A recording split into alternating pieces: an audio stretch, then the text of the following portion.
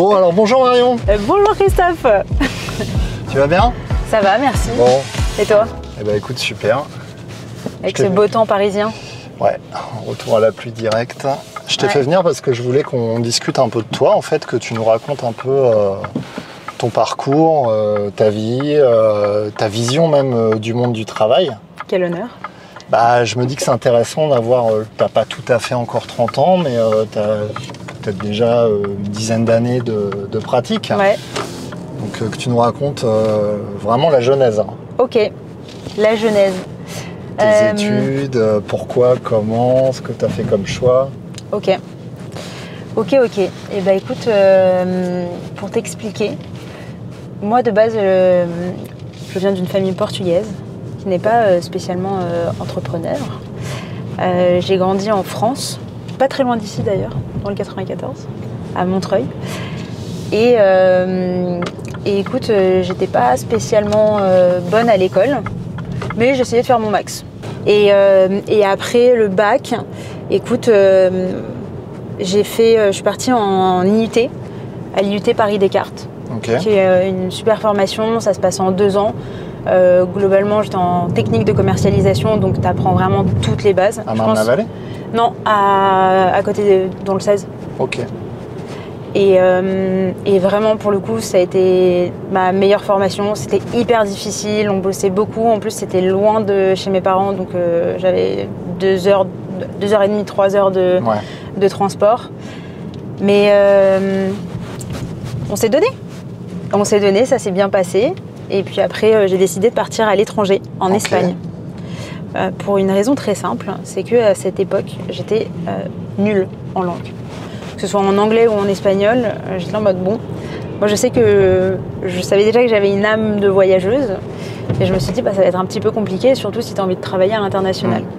Donc, quoi de mieux que d'aller sur le terrain pour apprendre.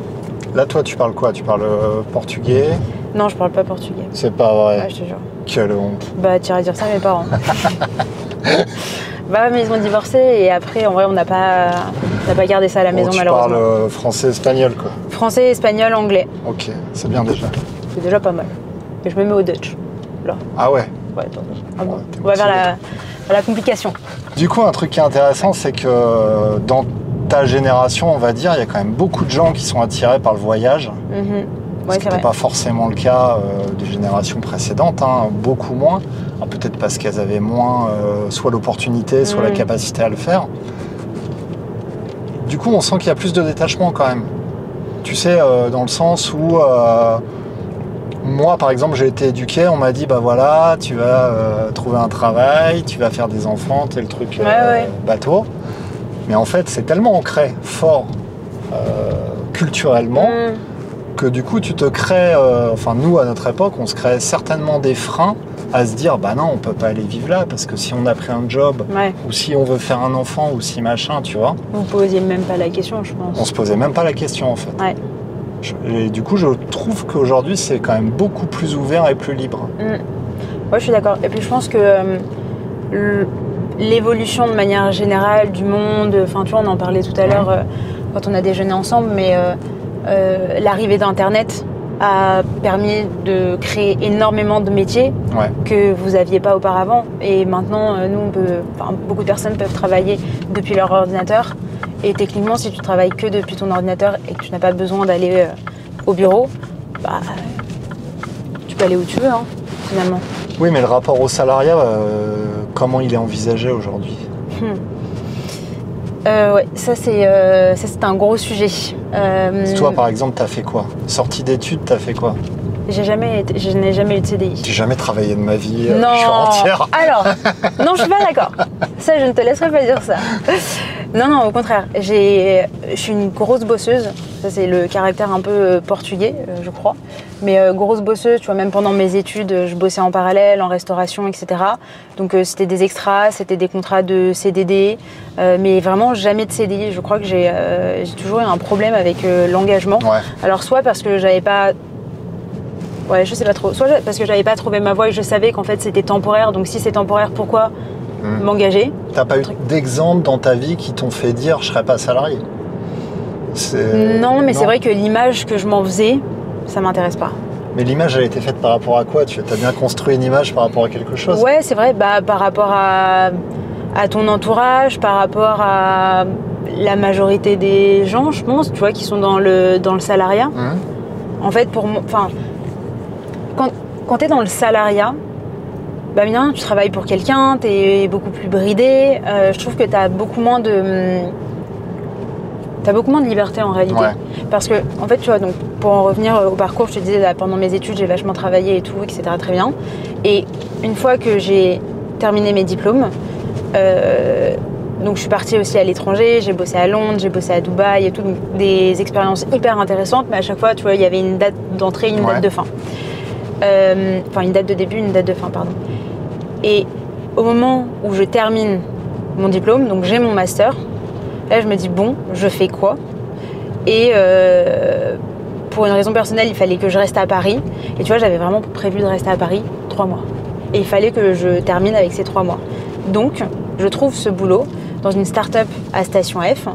Et on fait l'entretien. Et moi, j'arrive et je dis, par contre, je veux un CDD de 3 mois. Voilà. Tu me veux en directrice marketing et communication, ok, mais 3 mois. Après, je pars. C'est court. Parce que c'est pas mes plans. Et c'était très chouette parce que c'était une boîte qui venait vraiment de se créer. Donc on était 3, il y avait le fondateur, il y avait un stagiaire qui était le bras droit et moi sur la partie marketing et communication. Donc très formateur parce que en vrai le fondateur il connaissait rien au marketing et à la communication. Donc j'ai tout fait, le site internet, les réseaux, etc. Très bien. Au terme des 3 mois, en effet, on fait le petit bilan et il me dit moi j'aimerais t'offrir un CDI, j'aimerais que tu restes. Et je lui ai dit bon, c'est vrai que les 3 mois c'était court parce que j'ai mis plein de choses en place et j'aimerais bien voir le retour sur investissement qui va arriver. Donc on a décidé de prolonger sur un nouveau CDD de 6 mois. Et au terme des 6 mois, là pour le coup je lui ai dit merci pour tout, mais au revoir, je me lance dans ma propre aventure. Ok. Donc ça c'est ta seule expérience Ouais. Réel par rapport à mon sujet qui était le marketing et la communication. Et tout de suite derrière, tu t'es dit je monte ma boîte? Ouais, en fait d'abord j'ai ouvert mon statut d'auto-entreprise, donc statut d'auto-entrepreneur, et j'ai fait des petites missions à droite à gauche, vraiment, j'étais un couteau suisse, j'ai fait des sites internet. Et tes parents là-dedans, ça les a pas inquiétés tout ça? Est-ce que ça les a inquiétés? En vrai, ouais. Enfin, je pense que c'est le jour où j'ai dit j'arrête. Donc je n'ai plus d'employeur. Ouais, ça a été un vrai sujet. Ça a été un vrai sujet et qui plus est, gros sujet quand je leur ai dit que... Techniquement, tu vivais chez eux ou tu étais déjà partie? Non, je vivais chez eux. Mais je partais souvent parce que j'étais à l'étranger. Mais ça, pour le coup, tu vois, ils ont toujours été très rassurants. En mode, dans tous les cas, tu as un toit si jamais, etc. Mais il y a eu une résistance le jour où je leur ai dit je quitte mon CDD, enfin mon emploi. Je me lance à ton compte, à mon compte. Surtout avec quand mes potes. Dans une famille ouais, mais avec mes potes. Salariés. Et en plus avec tes potes. Ouais. Donc ça n'a pas été accueilli avec le sourire et tu as réussi à les rassurer quand en fait? Je pense quand ils ont compris que je gagnais autant ma vie que quand j'avais un employeur. Tu vois, ça a été le côté un peu rassurant. Et après, ils sont très à l'ancienne, donc eux, leur seul élément, c'est le salaire. C'est tu gagnes combien, non pas qu'ils me demandent, mais tu vois, une réussite pour eux, c'est tu gagnes bien ta vie. Mais pour toi, c'est quoi une réussite? Une réussite, ça serait mentir que de dire que le salaire n'est pas important. Pour moi, ça l'est parce qu'en fait, ça participe au fait que je peux avoir la vie que je veux, je peux voyager autant que je veux, etc. Donc voilà, ça t'aide dans cette liberté, dans cette recherche de liberté que j'avais. Mais pour moi, la réussite, c'est vraiment de faire quelque chose que t'aimes au quotidien. De te sentir bien, d'être entouré des bonnes personnes et d'évoluer, de te sentir évoluer, tu vois, et pas stagner au même endroit. Ouais, donc tu me dis l'argent c'est pas la priorité, mais d'un autre côté c'est ce qui te permet de voyager, etc. C'est quoi, toi, pour toi, quand tu me dis ça permet d'être libre, c'est quoi le salaire idéal? Il faut gagner combien par mois pour avoir ton mode de vie, par exemple? Ouais, c'est une bonne question. Et plus tu avances dans l'entrepreneuriat, plus tu te rends compte que c'est pas une question de salaire, mais c'est une question aussi de comment tu fais tes investissements, etc. Parce que tu as plein de manières de faire. Si je revois la question pour toi en fonction de tes besoins, ça serait quoi un bon salaire en étant entrepreneur? Un bon salaire, je considère que c'est un bon salaire à partir de 5 000 €. Ok. Oui, donc on n'est pas dans la démesure. Non, enfin, je trouve que c'est correct. Et encore une fois, je corrige juste une chose que tu as dit. Tu as dit que pour toi, le salaire, c'était pas la priorité. En vrai, quand je me suis lancée dans l'entrepreneuriat, si c'était quand même la priorité, c'était je n'ai plus. À tes besoins. Ouais, c'était je ne veux plus travailler pour les autres. Ouais. Et 2, en fait, je veux avoir l'opportunité d'avoir un salaire qui soit, un salaire où je sais pas comment dire, c'est même pas, parce que c'est pas, on peut pas le comparer du salaire, mais des revenus, un patrimoine qui soit exponentiel au fur et à mesure du temps. Non pas que tu puisses pas le faire quand tu es salarié, mais je pense que tu as des leviers t'as des leviers de développement qui sont bien plus importants quand tu es entrepreneur. Ouais. Et puis même la liberté de manière générale. Enfin, tu vois, j'étais en train d'y réfléchir la dernière fois, mais quel bonheur de ne rendre compte à personne. Moi, c'était ma motivation quand j'ai créé ma boîte. Ah ouais, ça pour moi c'est ça n'a pas de prix. Mais est-ce que tu crois que c'est lié à toi ou est-ce que dans ta génération, tu trouves que c'est assez répandu, peu répandu? Est-ce qu'il y en a qui sont encore beaucoup sur le modèle classique? Est-ce que c'est lié à une génération déjà ou est-ce que c'est lié à un individu? Je pense que c'est lié à une génération. Je pense que c'est lié à une génération parce que il y a eu un changement dans les modes de vie, dans la manière... En fait, je pense que de manière générale, notre génération s'est vachement rebellée par rapport au code de la société, par rapport à ce que la société attend de toi. Tu vois. Donc je pense qu'il y a une question de génération. Après, bien sûr, il y a des individus qui, de tout temps, n'ont jamais été faits pour le salariat, le savaient, etc. Mais tu vois, je trouve qu'il y a vraiment une mode maintenant, et c'est limite de... t'es salarié. C'est presque ça, tu vois. Mais là, tu dis ça parce que dans ton entourage, tu as beaucoup d'entrepreneurs. Ouais, mais c'est une... je trouve que c'est quand même une réflexion qui s'est généralisée. Et je pense que le Covid y a beaucoup participé. Okay. Parce que plus besoin d'aller au bureau, parce que les gens se sont rendus compte que, tu vois, ils pouvaient travailler juste depuis leur ordinateur. Et il y a plein de gens qui ont changé de mode de vie à ce moment-là. Et il y a aussi beaucoup de personnes qui ont été hypées par ce mode de vie qui était très répandu, parce que c'est vrai, tu ouvrais LinkedIn et c'est en mode je me suis lancé, je suis libre, etc.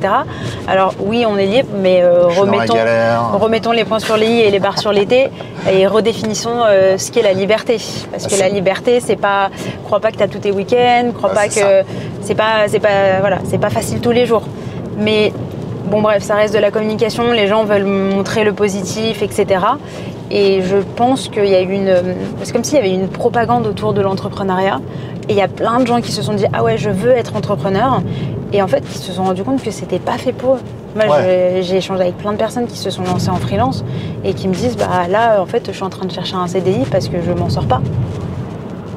C'est sûr, c'est pour ça que je te demandais si... Alors, l'envie est peut-être générationnelle. Après, entre l'envie et la réalisation et la concrétisation, c'est quand même... c'est deux mondes. Hein. Ouais, exactement. Donc je pense qu'il y a quand même un petit côté générationnel dans le sens où il y a cette vague, tu vois, autour de l'entrepreneuriat qui s'est créée. C'est vrai que je suis d'accord avec toi. Nous, à notre époque, c'était plutôt faut être salarié, faut avoir un CDI. Et puis c'était valorisé. Limite, faut pas quitter de boîte, faut évoluer dans ta boîte et c'était valorisé. Et aujourd'hui, oui, tu as peut-être plus le truc de dire... ce qui est valorisé, c'est de créer son activité. Créer sa boîte, d'être à son compte.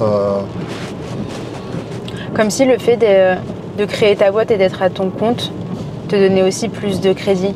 Ce qui n'est pas tellement vrai, hein, c'est juste, ça veut juste dire que toi, au quotidien, tu aimes faire plein de choses différentes. Parce que, qu'on se le dise, les entrepreneurs sont très couteaux suisses.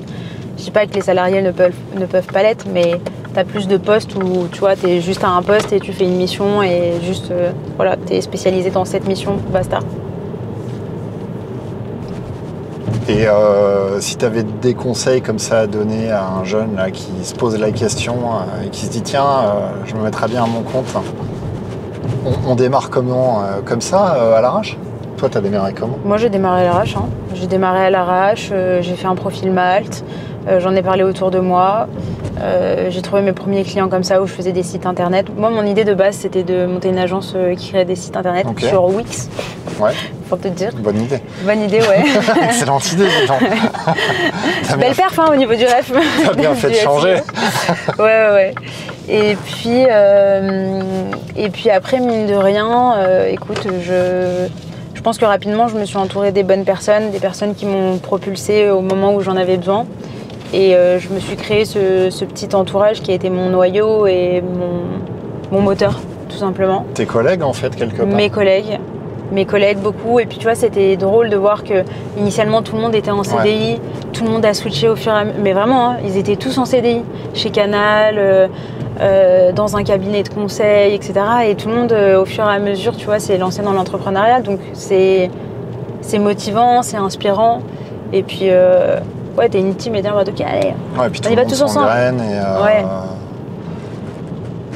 Il y a un effet très, très positif sur le groupe de manière générale. Et après, travailler. Hein. Raconte-nous quand même ce que tu fais. Hein. Ah oui, c'est vrai qu'on puisse savoir quand même ce que tu fais aujourd'hui. Alors, elle est passée de la restauration au site internet Wix. Et comment a-t-elle fini? Et bah écoute, j'ai rapidement monté une agence qui s'appelle My Name is Bond. Et en gros, donc, on automatise la croissance de nos clients sur Instagram. Ok. Concrètement, nos clients, ils viennent nous voir. Tu peux dire que je suis client. Hein. Oui, toi par exemple. C'est comme ça qu'on se connaît en fait. Exactement. Tu viens me voir parce que tu voudrais avoir plus de visibilité sur Instagram. Donc généralement, nos clients, c'est soit un manque de visibilité, soit un manque d'engagement, soit ils veulent, tu vois, atteindre un certain palier pour avoir de la crédibilité. Et ils viennent nous voir avec ce sujet-là, auquel on répond en mettant en place une stratégie organique qu'on va venir automatiser pour avoir justement un maximum d'impact. Cette stratégie, elle est très simple, c'est les routines d'engagement.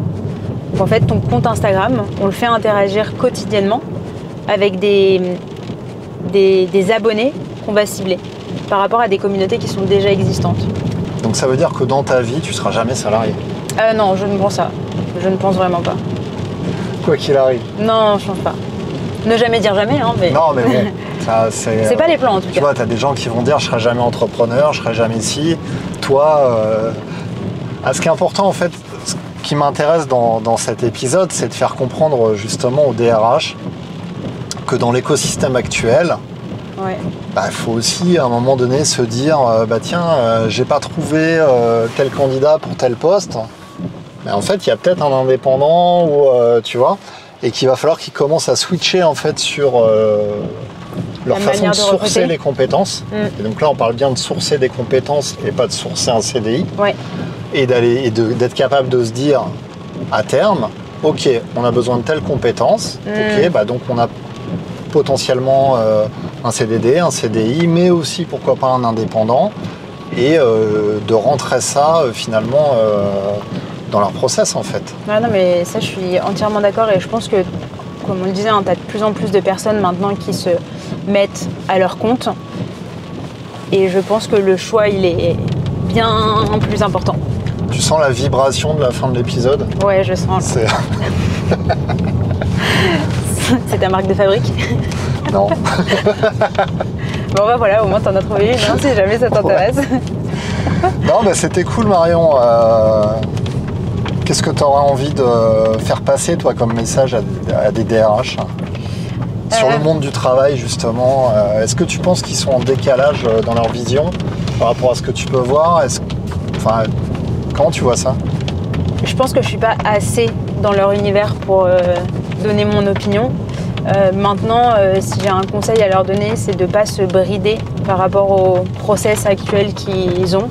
Parce que je pense qu'on évolue dans un monde où, tu vois, avec l'intelligence artificielle, avec les automatisations, bref, avec tout ce qui est en train de se passer, tout change tout le temps. Et il faut vraiment faut se mettre à la page. Et je dis mais nous aussi, dans nos métiers, même si c'est pas focalisé sur le recrutement, tu es obligé en fait de suivre la vague, quoi. Sinon, c'est compliqué. Merci Marion. Merci Christophe.